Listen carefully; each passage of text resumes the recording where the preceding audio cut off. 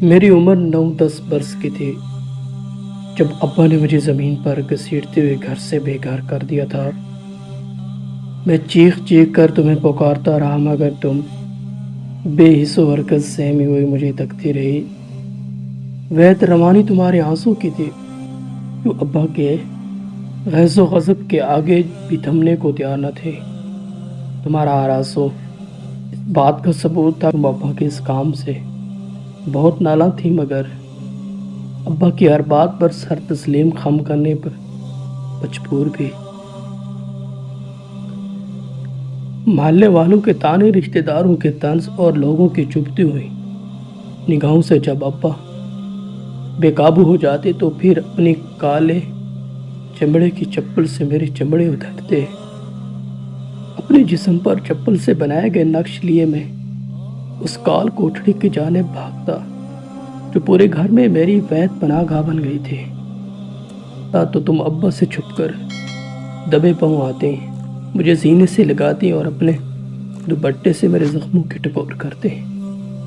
میرا سر اپنی گود میں لیے گھنٹوں میرے پاس بیٹھی رہتی، مجھے چپ کراتے کراتے تمہاری سسکیاں بن جاتی۔ آؤں سسکیوں کی گونج کے علاوہ اس کال کوٹڑی میں کچھ سنائی نہ دیتا۔ ہم دونوں آنسوں کی زبان میں بات کرتے، میری آنسوں میں ان گنت سوال ہوتے کہ آخر کیوں ابا کی نفرت کی خاص عنایت مجھ پر ہے؟ آخر کیوں گھر میں مہمانوں کے آتے ہی اسٹور کے تنگ و تاریخ کمرے میں گھر کے ہر فالتو سامان کے ساتھ مجھے بند کر دیا جاتا تھا، اور جب تک اللہ کی رحمت ہمارے گھر سے چلی نہیں جاتی مجھے یہ رہائی کا پروانہ کیوں نہیں دیا جاتا؟ یہ رحمت ہر بار میرے لیے زحمت کیوں بن جاتی ہے؟ مگر اما میرے ہر سوال کے جواب میں تم خاموشی سے میرے اوپر محبت بھری نگاہ ڈالتی تھی اور کچھ نہ بولتی۔ بس کبھی تم میرے ماتھے کو بوسہ لیتی اور کبھی میرے ہاتھوں کو چوم کر اس بات کی گواہی دیتی کہ میں تو اپنے راجے بیٹے سے پیار کرتی ہوں۔ ایک سوال کرتے کرتے میں تھک جاتا اور نیند کے ہوش میں چلا جاتا کہ آخر میرے سے ایسی کیا خطا ہوئی؟ جو میں اپنے دوسرے بہن بھائیوں کی طرح ابا کے پیار کا حقدار نہیں؟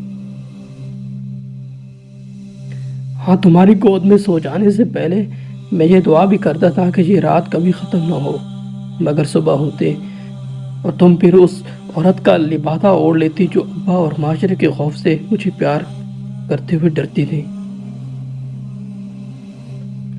جس دن ابا نے مجھے گھر سے نکالا، اسی دن میرا قصور بس اتنا تھا، میں نے تمہارے سنگار میز پر رکھی ہوئی لالی سے اپنے ہونٹ لال کر لیے تھے، تمہارا سرخ دوپٹہ سر پر رکھے، تمہارے ہاتھوں کے کنگن اپنی کلائی میں ڈالے، تمہاری ٹک ٹک کرنے والی جوتی پہن کر خوش ہو رہا تھا۔ بس یہ دیکھنے کی دیر تھی کہ ابا نے مجھ پر پھر جوتوں کی برسات شروع کر دی۔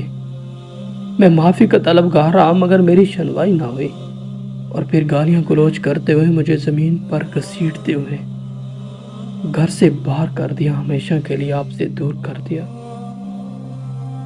میرے لیے ابا کے آخری الفاظ یہ تھے کہ آج سے تو میرے لیے مر گیا ہے۔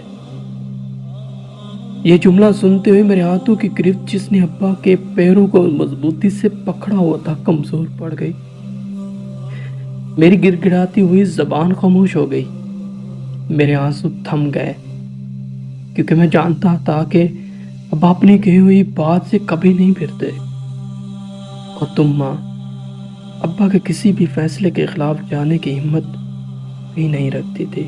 اس کے بعد ابا مجھے ہمیشہ کے لیے یہاں چھوڑ گئے جہاں ایک گرو رہتا تھا۔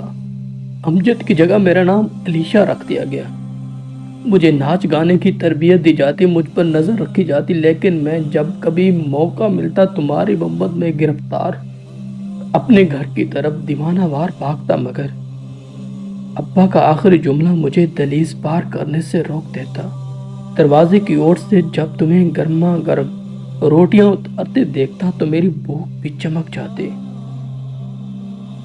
اور پھر تم اپنے ہاتھوں سے نوالے بنا بنا کر میرے بہن بھائیوں کے منہ میں ڈالتی تو ہر نوالے پر میرا بھی منہ کھلتا، مگر وہ نوالے کی حسرت میں ہی کھلا ہی رہتا۔ اس حسرت کو پورا کرنے کے لیے میں اکثر گھر کے باہر رکھی ہوئی سوکھی روٹی کو اپنے آنسو میں بھگو بھگو کر کھاتا۔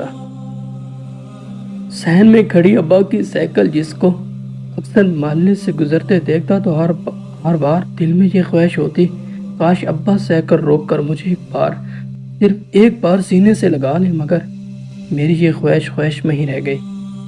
گھر چھوڑنے کے عذاب کے بعد میرے اوپر ایک اور عذاب نازل ہوا، جس کے کرب نے میری روح تک کو زخمی کر دیا۔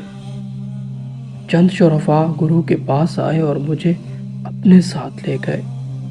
مجھے زبردستی بے لباس کیا اور اپنی عوض کی بھیٹ چڑھا ڈالا۔ میں اتنا چھوٹا اور کمزور تھا کہ میں تکلیف کی وجہ سے اپنی ہوش ہی کھو بیٹھا۔ اسی ہی بے ہوشی کے عالم میں مجھے گرو کے حوالے کر دیا گیا۔ پھر یہ سلسلہ ایسا شروع ہوا کہ میں روز ہی اپنی نظروں میں گرتا رہا، مرتا رہا۔ کرتا بھی کیا؟ اب میرے پاس کوئی اور دوسری پناہ گاہ بھی نہیں تھی۔ پھر اسی کام کو میرے گرو نے میرے پیشے کا نام دے دیا۔ میں گرو کے پاس سے کئی بار بھاگا، در در نوکری کی تلاش میں پھرتا رہا، مگر مجوسی کے سوا کچھ حاصل نہ ہوا۔ ہر بار گرو کے در پر ہی پناہ ملی۔ ہمارا وجود معاشرے میں گالی سمجھا جاتا ہے۔ ہمیں تو کسی کو بد دعا بھی دینی ہو تو ہم کہتے ہیں کہ جا تیرے گھر میں بھی میرے جیسا پیدا ہو۔ حالانکہ ہمارے رگوں میں بھی سرخ رنگ کا خون دوڑتا ہے۔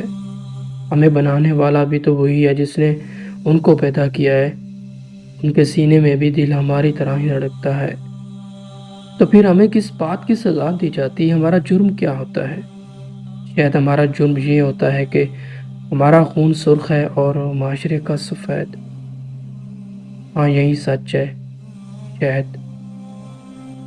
میں ساری زندگی جینے کی چاہ میں مرتا چلا گیا۔ سفید خون رکھنے والے لوگ کبھی مذہب کی آڑ لے کر تو کبھی جسم فروشی سے انکار پر ہمارے جسموں میں گولیاں اتار دیتے ہیں۔ میرے ساتھ بھی ایسا ہوا، مجھے بھی گولیاں ماری گئیں۔ جب مجھے ہوش آیا تو ڈاکٹر مجھے امید کی کرن دکھانے کی کوشش میں آہستہ آہستہ میرے کان میں سرگوشی کر رہا تھا کہ اگر تم ہمت کرو تو زندگی کی طرف لوٹ سکتے ہو۔ میں نے بہت مشکل سے اپنے ہونٹوں کو جنبش دی اور ڈاکٹر سے کہا، اگر میں ہمت کر کے لوٹ بھی آیا تو کیا مجھے جینے دیا جائے گا؟ جب مالک الموت میرے پاس آیا تو میں نے اس سے جینے کے لیے چند لمحوں کی درخواست کی۔ نہ جانے کیوں اس بار مجھے امید تھی کہ تم دوڑے چلی آؤ گی، میرا بچہ کہتے ہوئے مجھے اپنے سینے سے لگاؤ گی، میرے سر کو اپنی گودی میں رکھ کر میرے زخموں کو ٹکور کر کے مجھے اس دنیا سے رخصت کرو گی۔ لیکن موت کے فرشتے نے چند لمحوں کی مہلت بھی نہ دی۔ سنا ہے قیامت کے روز بچوں کو ماں کے حوالے سے پکارا جائے گا۔ بس ماں تم سے اتنی سی التجا ہے کہ اس دن تم مجھ سے منہ نہ پھیرنا، میری پیاری ماں۔